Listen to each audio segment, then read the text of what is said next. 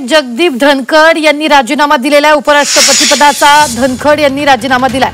आरोग्याच्या कारणास्तव धनखडांनी हा राजीनामा दिलेला आहे। आत्ताच्या क्षणाची ही सगळ्यात मोठी बातमी आपण पाहतो आहोत। उपराष्ट्रपती पदाचा धनखड यांनी राजीनामा दिलेला आहे।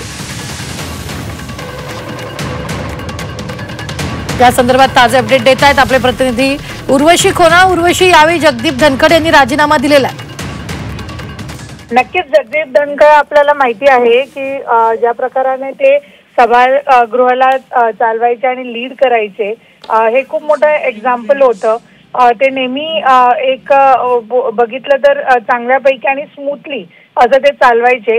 पण आता त्यांनी जे आहे आपल्या पोस्टवरून म्हणजेच व्हाईस प्रेसिडेंट उपराष्ट्रपती या पोस्टवरून जे आहेत त्यांनी राजीनामा दिला आहे।